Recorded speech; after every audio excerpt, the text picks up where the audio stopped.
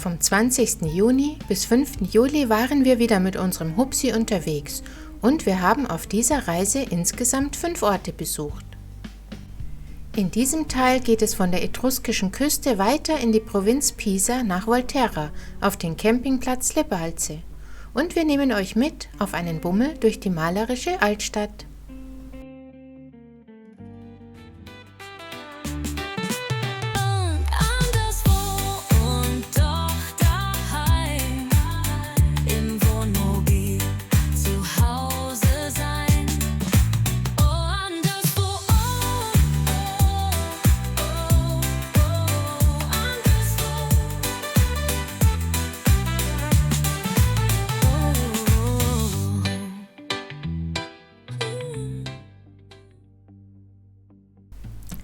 Nach 5 Tagen am Meer setzten wir am Samstag die Reise fort.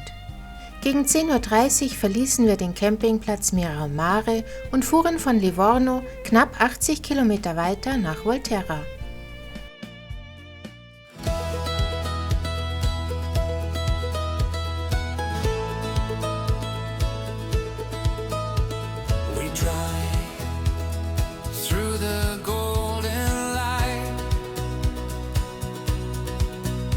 Cypress trees that stand so bright on this winding road. We find our way to the heart of Tuscany, where we'll stay. The hills are calling, the sky so wide. With every turn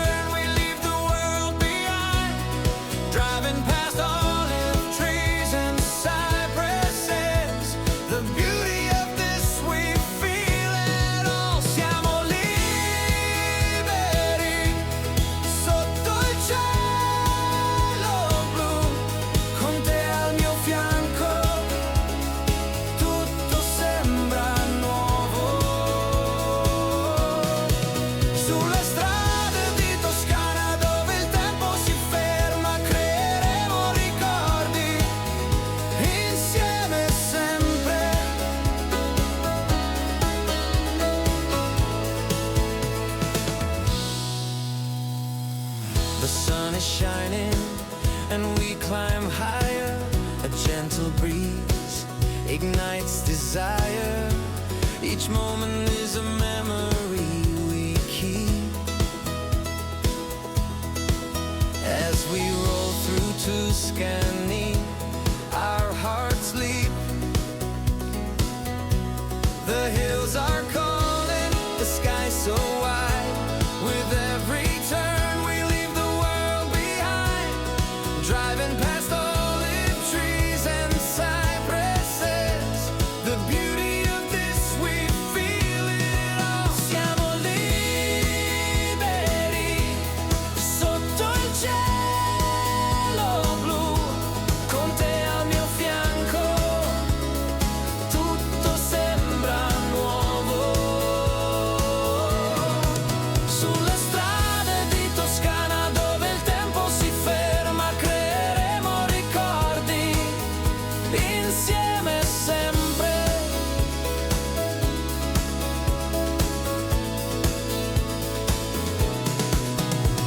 The road ahead is all we've dreamed through Tuscany's golden beams.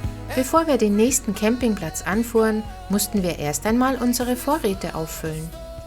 Im Supermarkt, der nur etwa 500 Meter vom Platz entfernt ist, waren wir beim Einkaufen und unsere Lola durfte auch mit hinein.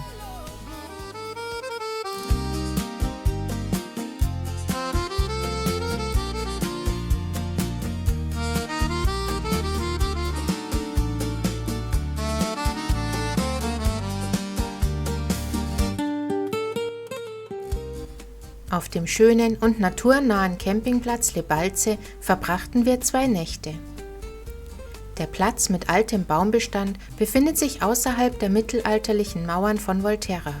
In etwa 15 Minuten erreicht man fußläufig die 1 Kilometer entfernte wunderschöne Altstadt. Im Rezeptionsgebäude gibt es einen kleinen Shop sowie eine Bar. Wir hatten im Vorfeld reserviert, was aber gar nicht unbedingt nötig gewesen wäre, da es einige freie Parzellen gab. Diese sind terrassenförmig angelegt und überwiegend schattig.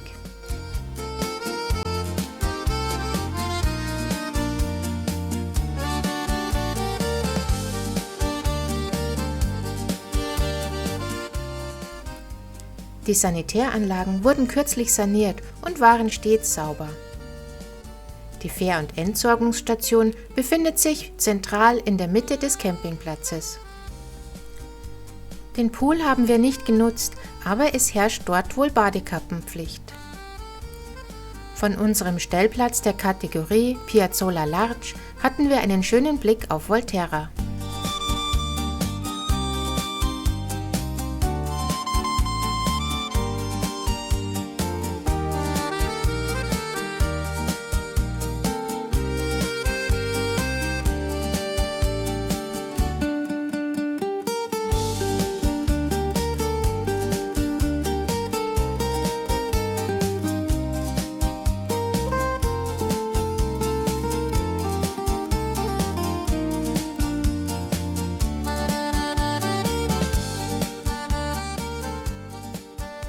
Nachdem wir den Nachmittag über gefaulenzt hatten, gingen wir gegen 19 Uhr zu einem etwa 500 Meter entfernten Restaurant, wo wir dann sehr gut zu Abend gegessen haben.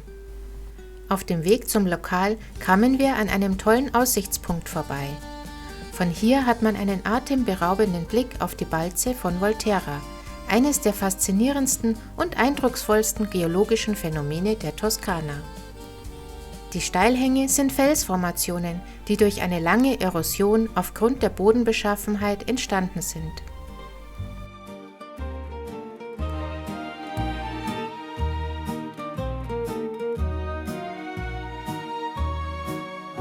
Sotto il cielo blu, tra colline d'oro, cammino lento, sento il cuore che si innamora.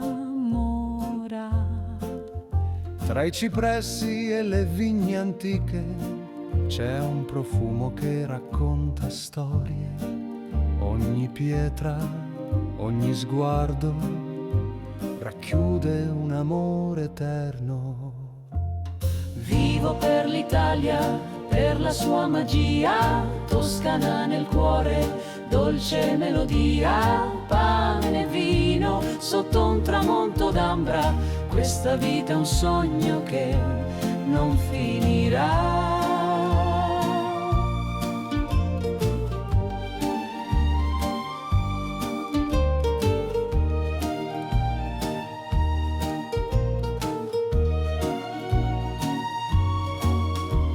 La piazza canta con mille sorrisi, bambini giocano sotto il campanile. Un vecchio suona la fisarmonica e il tempo si ferma qui con me.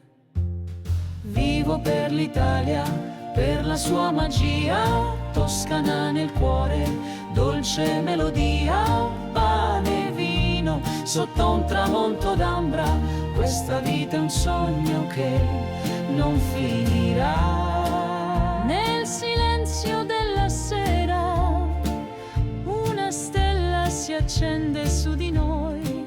E ti giuro, amore mio, non lascerò mai questo paradiso.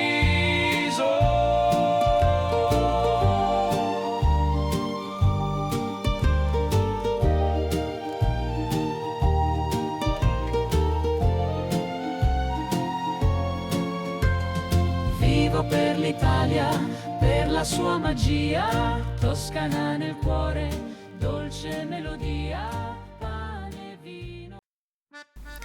Am nächsten Tag machten wir uns gegen 9:30 auf den Weg in die Altstadt. Volterra gehört zur Provinz von Pisa und die Ursprünge der mittelalterlichen Stadt gehen auf die Etruscherzeit zurück. Dieses antike Volk lebte in Etrurien, also im nördlichen Mittelitalien im Raum der heutigen Regionen Toskana, Umbrien und Latium. Die Etrusker sind somit das toskanische Urvolk und eine der ersten Hochkulturen Italiens. Bereits im 8. Jahrhundert vor Christus gab es auf dem Hügel eine etruskische Siedlung, die im 3. Jahrhundert vor Christus dem Römischen Reich angegliedert wurde. Die Etrusker nannten ihre Stadt Vellatri. Erst unter den Römern wurde die Stadt Volaterrae genannt. Der Kern des heutigen Volterra liegt auf einem Bergrücken über dem Tal der Cecina.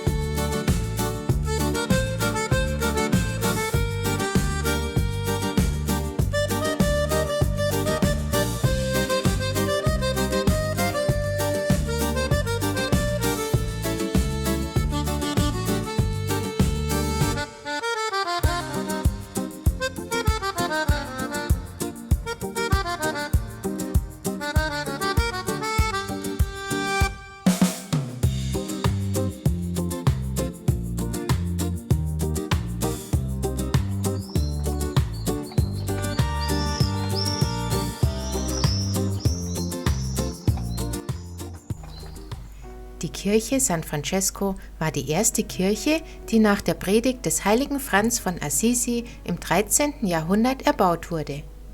Die Architektur folgt dem typischen Schema der Franziskanerkirchen, das auf Einfachheit abzielt.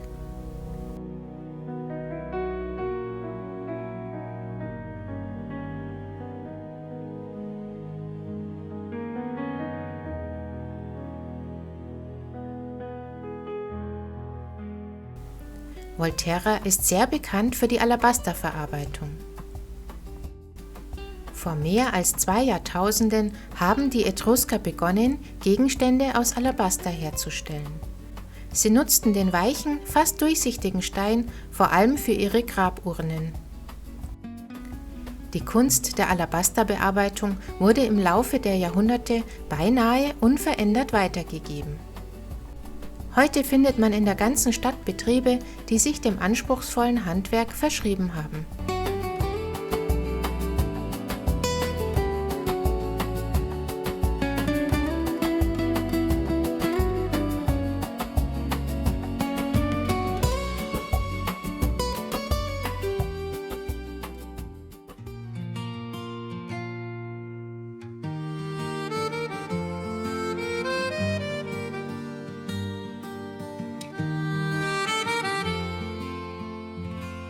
Sulle strade di Volterra camminiamo piano, ogni angolo è un sogno, un mondo lontano. Dalle colline guardiamo il cielo che sì, in ogni passo sentiamo che il cuore non si trattiene. Volterra, città d'amore e poesia, nel tuo abbraccio ogni istante è magia. Ci siamo innamorati di te, è un destino, ogni tua strada è un cammino divino. La bellezza di ogni vicolo, ogni mattone racconta storie di un tempo che non va via, è un'emozione. Ogni respiro si mescola al vento che ti sfiora e noi restiamo qui mentre il cuore implora. Volterra, città d'amore e poesia, Nel tuo abbraccio ogni istante è magia. ci siamo innamorati di te, è un destino, ogni tua strada è un cammino divino. Im religiösen Herz der Stadt liegt die Piazza San Giovanni. Auf dem Platz befinden sich der Dom Santa Maria Assunta, das Baptisterium und das alte Zivilkrankenhaus.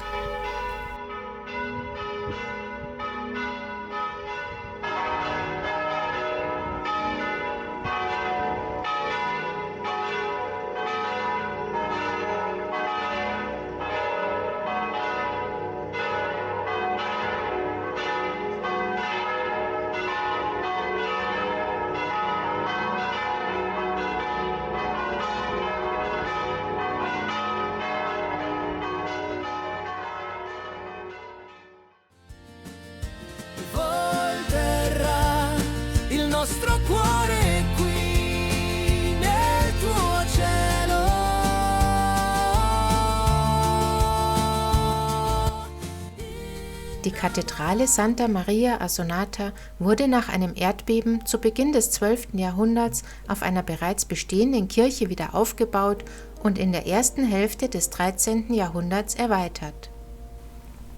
Die achteckige Taufkapelle befindet sich gegenüber des Hauptportals der Kathedrale. Das Baptisterium wird bereits im Jahr 989 urkundlich erwähnt. Der heutige Bau lässt sich etwa in das 12. Jahrhundert einordnen. Im Komplex des alten Zivilkrankenhauses Santa Maria Maddalena ist heute ein Kulturzentrum untergebracht. Direkt neben dem Dom befindet sich das Oratorio della Misericordia. Die historische Kirche beherbergt ein kleines Museum und zeigt antike Stücke und Artefakte aus der Geschichte der Bruderschaft der Barmherzigkeit. Diese wurde 1291 gegründet und kümmerte sich um die Kranken und den Transport der Toten.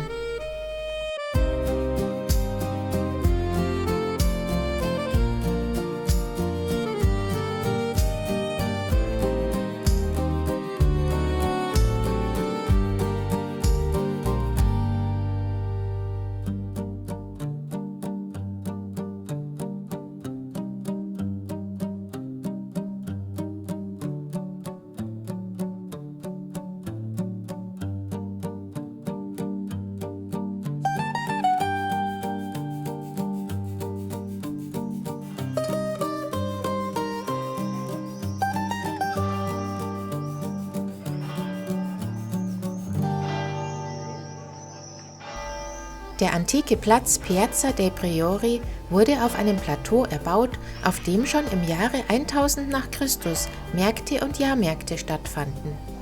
Er ist einer der am besten erhaltenen mittelalterlichen Plätze Europas. Mit den zahlreichen Adelspalästen zeugt die Piazza dei Priori von dem reichen mittelalterlichen Erbe Volterras.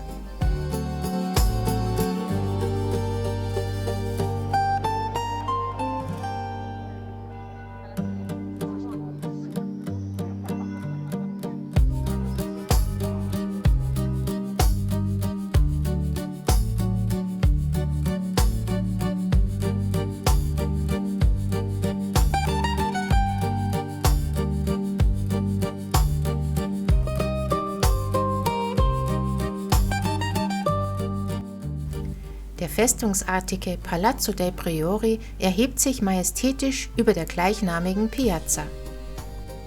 Ab 1208 wurde im Auftrag der Gemeinde Volterra mit dem Bau begonnen und er ist das älteste Rathaus der Toskana.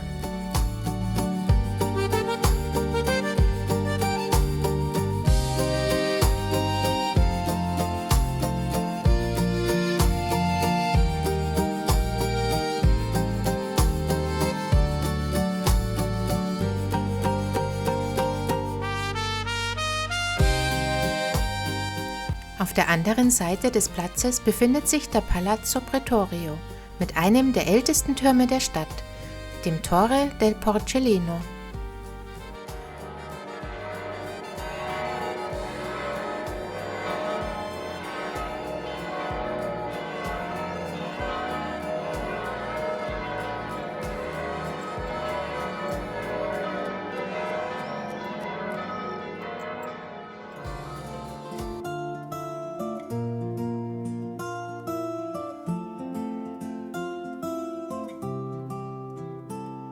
Volterra, la città eterna che si erge sulla collina con le sue mura medievali e la sua storia divina. La piazza dei Priori con il palazzo Pretorio, un luogo dove il tempo si ferma e l'amore eterno. Volterra, noi ti amiamo con tutto il cuore, la tua bellezza ci rapisce E ci fa sognare dai vicoli stretti alle torri alte. noi ti amiamo Volterra, nostra città eterna. La cattedrale di Santa Maria Assunta con le sue colonne alte, il battistero di San Giovanni con la sua fontana santa, Il teatro romano dove la storia si racconta e la vista su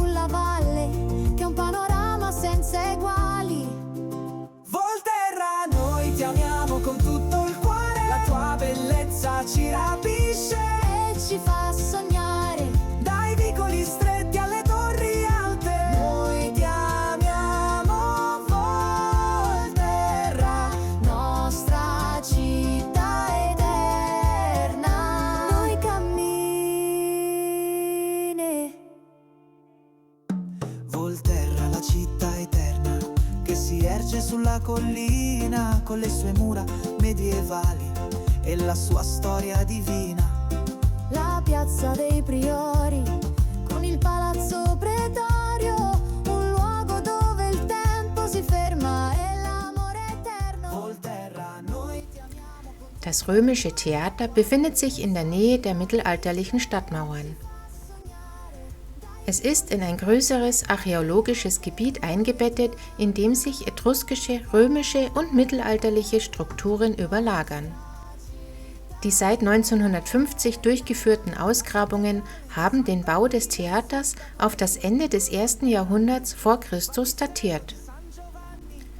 Es wurde für Theateraufführungen, musikalische Darbietungen und Gladiatorenwettkämpfe genutzt. Ende des 3. Jahrhunderts vor Christus wurde das Theater aufgegeben und durch ein Heilbad ersetzt.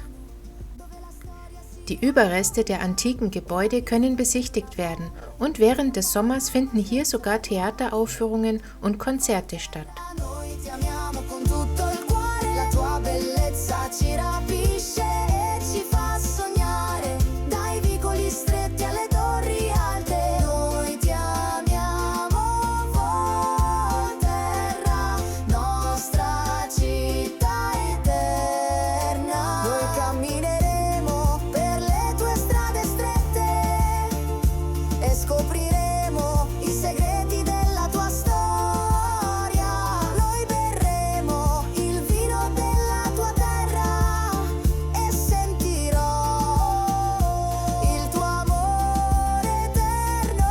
Noi ti amiamo con tutto il cuore, la tua bellezza ci rapisce e ci fa sognare, dai vicoli stretti alle torri alte. Noi ti amiamo, Volterra, nostra città eterna. Vom Aussichtspunkt an der Viale dei Ponti hat man einen atemberaubenden Ausblick auf einen Teil der Stadt sowie die umliegende Landschaft mit ihren toskanischen Hügeln. Nella terra del sole e del vino, dove le colline si incontrano con il cielo. In Toscana noi abbiamo trovato il nostro paradiso, dove l'amore e la libertà sono il nostro destino. Siamo qui in questo sogno toscano, dove la natura è bella e il cuore è leggero. In questo luogo noi siamo felici e liberi, dove l'amore e la vita sono il nostro destino. Le strade strette e tortuose che portano a piccoli borghi, dove la storia e la tradizione si incontrano con la modernità. In Toscana noi abbiamo trovato la nostra pace, dove la bellezza della natura ci fa sentire vivi. Siamo qui in questo sogno toscano, dove la natura è bella e il cuore è leggero. In questo luogo noi siamo felici e liberi, dove l'amore e la vita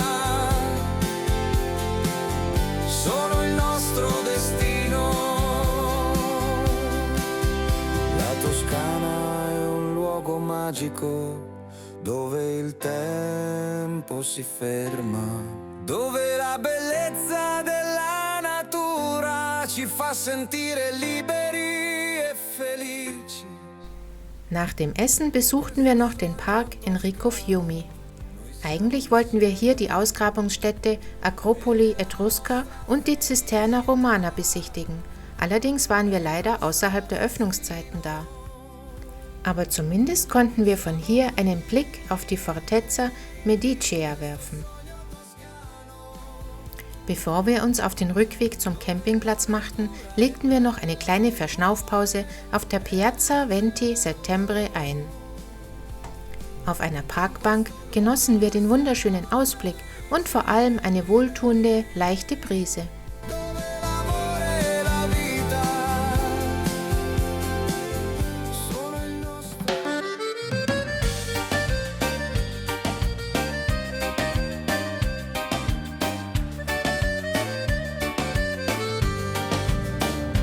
In Italy, we feel almost at home. Our favorite travel destination, where love is never unknown.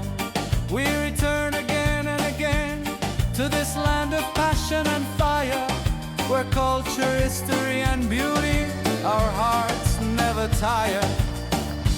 Oh, Italy, you're a dream come true. A land of love, laughter and wine too. Your cuisine, your landscapes, your people so fine. We're in love with you, Italy. You're our heart's shrine.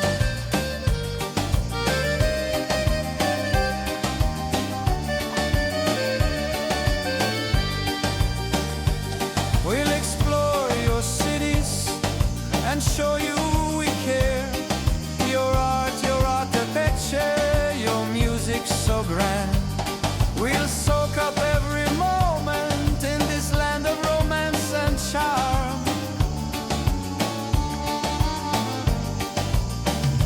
Oh Italia, sei un sogno che si avvera, una terra di amore, risate e anche di vino, la tua cucina, i tuoi paesaggi, la tua gente così raffinata, siamo innamorati di te, Italia sei il santuario del nostro cuore. In your charm our heart will always renew, we'll dance to the rhythm of your passionate heart. In Italy we'll never be apart. Hinter dem Campingplatz befindet sich ein Weg zu den Überresten der etruskischen Mauern in der Nähe der Balze. Von hier hat man einen tollen Blick auf die Steilhänge und am Abend kann man mit etwas Glück einen spektakulären Sonnenuntergang beobachten.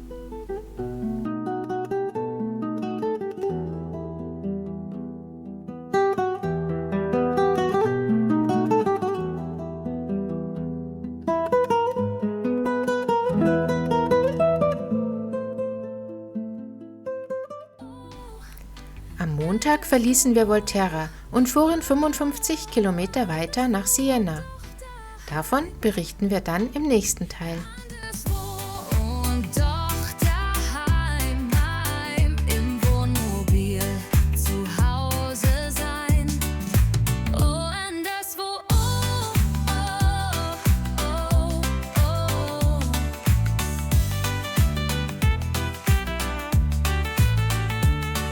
Jeder Tag ist ein neues Kapitel, wir sind anderswo und doch daheim. Wir folgen den Pfaden, die das Herz uns weist und finden das Glück, wohin wir auch reisen. Anderswo und doch daheim.